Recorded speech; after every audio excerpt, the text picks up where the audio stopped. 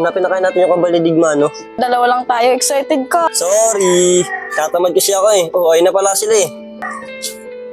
Oh, ano naman pinag-uusapan? Yung kambal ni Digma. Sabi kasi sa kanya, hanapin namin. Lah, naniwala ka rin kay Lepot. Oo, bakit? Nakastama niya, naniwala ka kay Lepot na nakita niya yung kambal. Di ba nakita mo nga rin? Inabol pa nga natin eh. Masabay lang ako sa trip ni Lepot. Anong trip eh? Mukhang seryoso naman yung tao. Hindi mo napansin, nauna siyang umalis kahapon. Pagdating natin, sabihin niya, nakita niya yung kambal ni Digma. Oo nga, no? Tuloy mo rin, Daisy ah. Ikaw rin, masyado kang nagpapaniwala. Oo, ayun na siya oh. Oo, ngayon, siya naman pagtripan natin. Oo, okay, papalata. Ano tol, excited ka na ba hanapin yung kambal ni Digma? Oo, tol, excited na ako. Tara. Di, una ka na.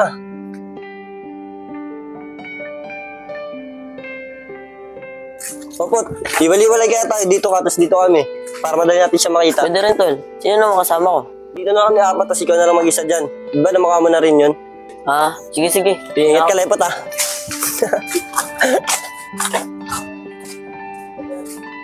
Parang napagtripan ako ng mga yun ah. Ba't ako na mag-isa at may sasama sa akin? Oo nga, napagtripan nga ako.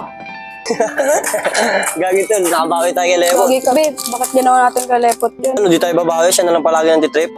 Oo nga no, pero be, mali pa rin yung ginawa natin. Yaman, at least nakabawi tayo. Oo, ayun na si Lepot oh, pang naiinis. Gagi tol, pinagtripan niyo lang ako eh. Kala ko ba hanapin natin? Huwag mo kami lokohin, alam na namin yung totoo. Anong totoo? Pinagsasabi mo? Naku nga, nakita mo yung kambal ni Digma. Last din ang tama mo, no, Pot? Dami-dami birong gagawin mo, yun pa. Di ako nagbibiro tol. Si JC nga, di ba nakita niya rin? Di di ko nga nakita. Totoo niyan, sinasabi ko lang yung trip mo. Ibig sabihin niya, sinungaling pala ako. Sige, alis na ako. Oh, ba't umalis yun? Tingin ko nanditrip lang yan, parang di niya naman kilala yung kaibigan niya.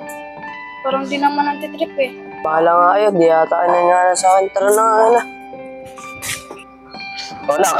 Ba't malungkot ka? Ano naman iniisip mo? Wala pa, iniisip ko yung lalaki na tumawag sa akin na Digma. Ah, wala yun. Huwag mo isipin yun. Baka lakas tama lang yan.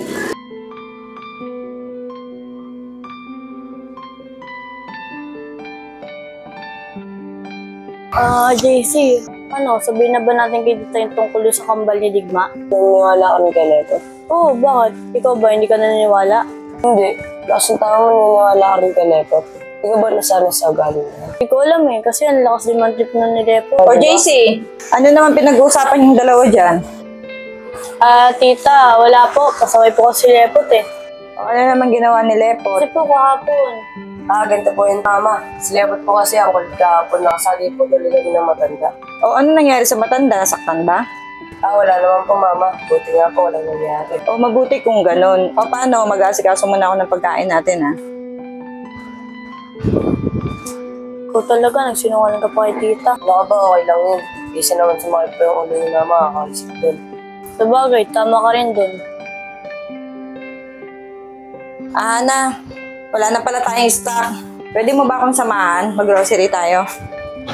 Po, Tita. Sige na, mag-asikaso ka na. Alis na tayo. Sige po, Tita. Na, pwede mo ba akong mabili muna ng candy?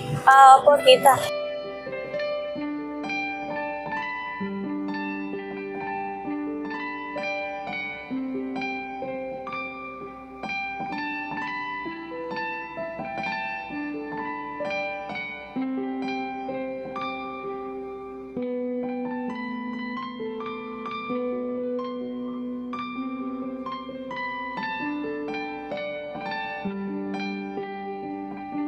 Ingatan ka, alagaan ka, puso ko, ikaw ang pag-asa.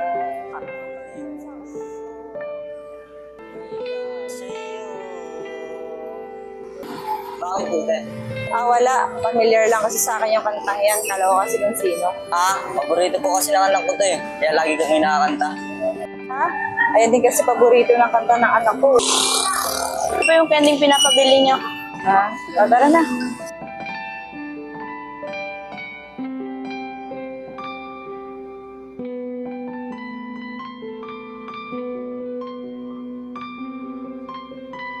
Tara na, wala palang merienda mabibilang dito. Kahit ano, wala. Wala chong eh. Grabe naman itong lugar na to. Oo nga pala, Justin. Ilang tawag ngayon yung paborito mong kanta. Na naman chong, wala kang sawa doon.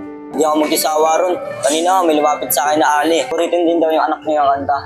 Ibig sabihin, sikat pala yung kanta na yan. Tara na, hanap tayo merienda.